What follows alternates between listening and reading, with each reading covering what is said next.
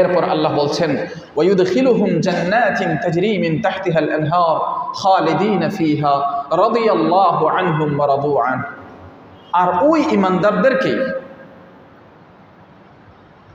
জান্নাতে প্রবেশ করাবেন, বাগানে প্রবেশ করাবেন, সেই বিশাল উদ্যানে প্রবেশ করাবেন যার তলদেশ দিয়ে নদী নালা প্রবাহিত, দুধের নদী, মধুর নদী, বিভিন্ন প্রকারের নদী নালা নহর সমূহ প্রবাহিত থাকবে, বিলাসিতা করবে, আরামায়েশ করবে এবং তাতে সর্বদা অবস্থান করবে এই সমস্ত ঈমানদারেরা।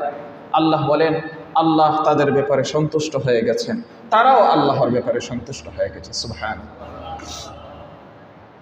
এই যে আল্লাহ বললেন আল্লাহ তাদের ব্যাপারে সন্তুষ্ট হয়ে গেছেন, রাদিয়াল্লাহু আনহু ওয়া রাদু আনহু, এবং তারাও আল্লাহর ব্যাপারে সন্তুষ্ট হয়ে গেছে। তাফসীরে এসেছে যে এই আয়াতের মাঝে, এই বাক্যের মাঝে একটা অসাধারণ গোপন রহস্য রয়েছে। সেই গোপন রহস্যটা কি? সেটা হলো এই ঈমানদারেরা যখন আল্লাহকে সন্তুষ্ট করার জন্য আল্লাহর কারণে আত্মীয়দের প্রতি, নিজের গোত্রীয়দের প্রতি, নিজের সম্প্রদায়ের লোকদের প্রতি অসন্তুষ্ট হয়েছে। কাকে সন্তুষ্ট করার জন্য? আল্লাহকে সন্তুষ্ট। আল্লাহকে সন্তুষ্ট করতে গিয়ে নিজের সম্প্রদায়কে অসন্তুষ্ট করেছে, আল্লাহকে সন্তুষ্ট করতে গিয়ে নিজের আত্মীয় স্বজনকে অসন্তুষ্ট করেছে।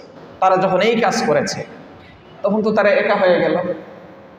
নিজের সম্প্রদায় নিজের সাথে নাই, নিজের আত্মীয় স্বজন নিজের সাথে নাই।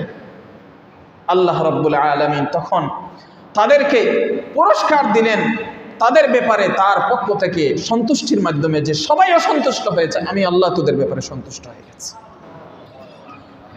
এবং তাদেরকে সন্তুষ্ট করলেন স্থায়ী নেয়ামত জান্নাত দান করার মাধ্যমে, শান্তিময় জীবনের মাধ্যমে এবং মহা সাফল্যের মাধ্যমে, অপরিসীম অনুগ্রহের মাধ্যমে তাদেরকে সন্তুষ্ট করলেন।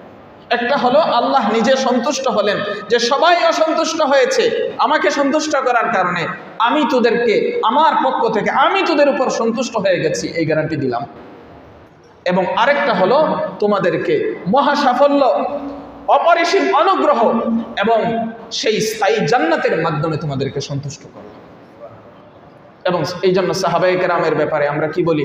সাহাবায়ে কেরাম মাগফুর, ক্ষমাপ্রাপ্ত। আম্বিয়া নবীগণ মাসুম, নিষ্কলুষ, নিষ্পাপ, কলঙ্কমুক্ত। আর সাহাবায়ে কেরাম মাগফুর মানে অতীতে গুনাহ হয়েছে, কিন্তু আল্লাহ রাব্বুল আলামিনের কাছে তাদের আমল এভাবে পেশ করেছেন যে আল্লাহ রাব্বুল আলামিন তাদের জীবনের সব কিছু ক্ষমা করে দিয়ে জান্নাতেই তাদেরকে সার্টিফিকেট দিয়েছে যে আমি তোদের উপর সন্তুষ্ট হয়ে গেছি, এদের আর জাহান্নামে যাওয়ার কোনো সুযোগ নেই।